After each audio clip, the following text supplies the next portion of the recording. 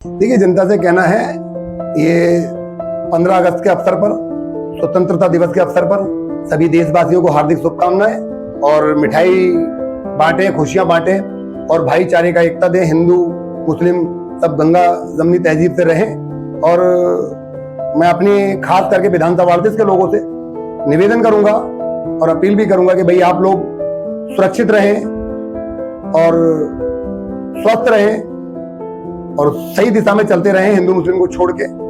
बाकी मैं आपको आपके मीडिया के माध्यम से एक संदेश देना चाहूंगा कि हमारे देश के प्रधानमंत्री जी एक बात को 2 बार कैसे कह सकते हैं कि कभी तो कहते हैं कि देश सुरक्षित हाथों में है और वही पलटवार कर देते हैं कि देश को खतरा है।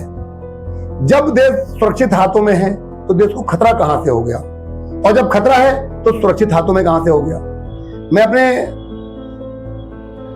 सरकार के लोगों को कहना चाहूंगा कि आपको लगता है कि देश खतरे में है, तो अगर इस स्थिति में खतरा है तो देश किसी मुस्लिम के हाथों में दे देना चाहिए, जिससे कि खतरा टल जाए।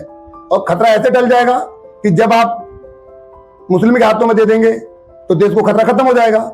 क्यों कि जो आज देश है, 99% लॉबी जो हमारे देश की है, सत्ता पक्ष, सरकार, सब हिंदू हैं। चाहे वो देश के राष्ट्रपति हों, प्रथम नागरिक माने जाते हैं, चाहे वो प्रधानमंत्री जी हों, उनके बाद रक्षा मंत्री जी आते हैं, गृह मंत्री जी आते हैं, ये सब लोग तो हिंदू हैं।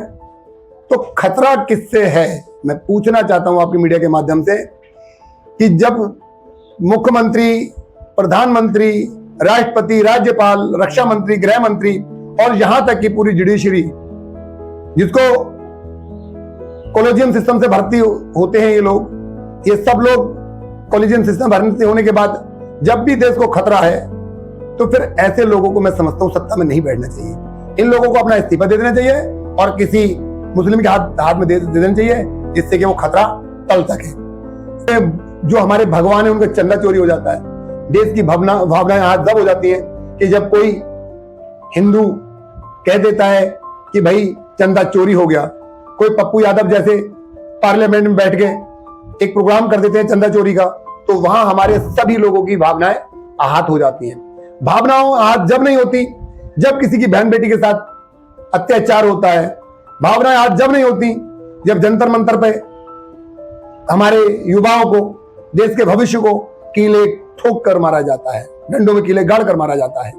भावनाएं आज जब नहीं होती जब जिनकी बात सुनने की बजाय उनकी बात को सुनना चाहिए, 2 कदम की दूरी पे हमारे प्रधानमंत्री बैठे हैं, वो नहीं सुनते।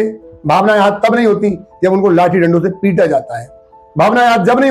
मैं अपने देश की जनता से कहना चाहूंगा, अपील करूंगा, हाथ जोड़ के निवेदन करूंगा कि आप लोग ऐसे बहकावे में ना आए कि जो लोग पद पे बैठे हुए हैं और वो कहते हैं कि भाई आपके हाथ में ही पूरी ताकत है और आप ही कह रहे हैं देश खतरे में है। ऐसे लोगों से पूरी देश की जनता बचे और 27 में समाजवादी पार्टी को सपोर्ट करे। समाजवादी पार्टी सत्ता में आ रही है और समाजवादी की सरकार बनाए, जिससे कि पूरे देश का भला हो सके।